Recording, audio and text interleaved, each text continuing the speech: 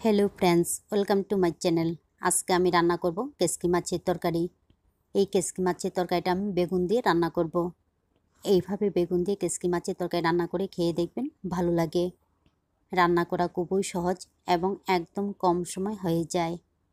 তাহলে চলুন দেখে নিই কেসকি মাছের তরকারিটা আমি কিভাবে রান্না করব। বেগুন দিয়ে কেসকি মাছের তরকারি রান্না করার জন্য এইখানে আমি 300 গ্রামের মতো কেসকি মাছ ভালোভাবে ধুয়ে নিয়েছি। তো মাছগুলিকে কিন্তু ভালোভাবে ধুয়ে নিতে হবে। আর এখানে আমি 2টা বেগুন 1 ইঞ্চির মতো লম্বা করে কেটে তারপর এইভাবে পাতলা করে কেটে নিয়েছি। তবে বেগুনের পরিমাণটা কম দিতে হবে, অতিরিক্ত বেগুন হয়ে গেলে কিন্তু আবার ভালো লাগবে না। দেখুন, ঠিক এইভাবে পাতলা পাতলা করে বেগুনগুলিকে কেটে নিতে হবে, না হলে মাছের থেকে বেগুনগুলি যদি বড় হয়ে যায় তখন কিন্তু আবার দেখতে ভালো লাগবে না। এরপর আমি প্রথমে বেগুনগুলিকে ফ্রাই করে নেব। তার জন্য কড়াইতে তেল গরম করে নিয়ে এর মধ্যে দিয়ে দিলাম কেটে রাখা বেগুন। তারপর এর মধ্যে সামান্য একটু লবণ আর হলুদের গুঁড়া দিয়ে বেগুনগুলিকে নেড়েচেড়ে ফ্রাই করে নিতে হবে। তো আপনারা চাইলে বেগুন ছাড়াও কিন্তু এই তরকারিটা রান্না করতে পারেন। দেখুন, বেগুনগুলি ব্রাউন কালার হয়ে গেছে। ঠিক এইভাবে বেগুনগুলিকে ফ্রাই করে নিতে হবে। এখন আমি এইগুলিকে নামিয়ে নেব।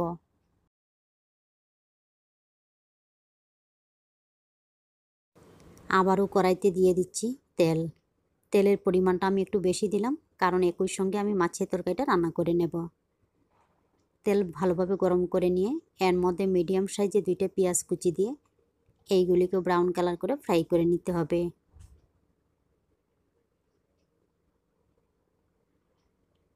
পেঁয়াজগুলি যখন ব্রাউন কালার হয়ে যাবে, এবারে এর মধ্যে দিয়ে দেব 1 চা চামচ আদা বাটা, আর দিয়ে দেব 6 থেকে 7টা কাঁচা লঙ্কা।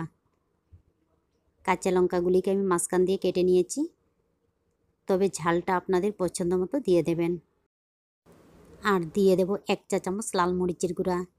লাল মরিচের গুঁড়াটা যদি পছন্দ না করেন তাহলে শুধু কাঁচা লঙ্কা দিয়েও কিন্তু এই তরকারিটা রান্না করতে পারেন। হাফ চা চামচ জিরার গুঁড়া। জিরার গুঁড়ার পরিমাণও কিন্তু এই রান্নার মধ্যে কম দিতে হবে। আর দিয়ে দেব হাফ চা চামচ হলুদের গুঁড়া, সামান্য একটু জল। জলটা দিলে মশলাটা পুড়ে যাওয়ার সম্ভাবনা থাকে না। তারপর এর মধ্যে দিয়ে দিলাম পরিমাণ মতো লবণ। এখন সবগুলি উপকরণ ভালোভাবে নেড়েচেড়ে কষিয়ে নিতে হবে। তো আপনারা চাইলে এর মধ্যে পেঁয়াজ বাটাও কিন্তু ব্যবহার করতে পারেন।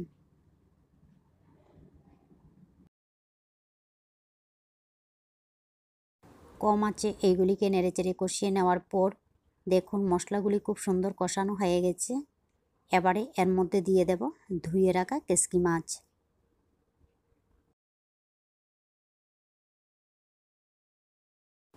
এখন মশলার সঙ্গে কেসকি মাছগুলিকে হালকাভাবে মিশিয়ে নিতে হবে। এইভাবে কেসকি মাছ রান্না করা খুবই সহজ এবং একদম কম সময় হয়ে যায়।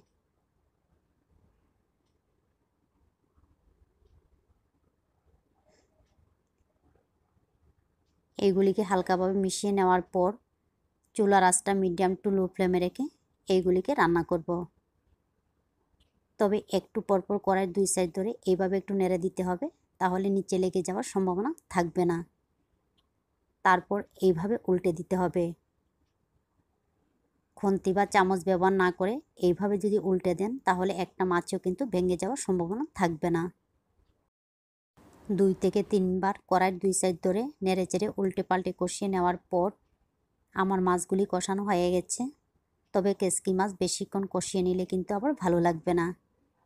প্রায় 5 থেকে 6 মিনিট এইগুলিকে নেড়েচেড়ে কষিয়ে নেওয়ার পর এর মধ্যে দিয়ে দিলাম জল। জলের পরিমাণটা কম দিতে হবে, গ্রেভিটা যাতে ঘন থাকে এমনভাবে এই তরকারিটা রান্না করতে হবে। গ্রেভিটা ফুটে উঠলে এর মধ্যে দিয়ে দিলাম আগে থেকে ফ্রাই করে রাখা বেগুন। বেগুনগুলিকে মাছের সঙ্গে হালকাভাবে মিশিয়ে নেওয়ার পর চুলার আঁচটা মিডিয়াম টু লো ফ্লেমে রেখে ঢাকনা দিয়ে রান্না করব। প্রায় 10 থেকে 12 মিনিট পর ফিরে আসলাম। আমার বেগুনগুলি সিদ্ধ হয়ে গেছে।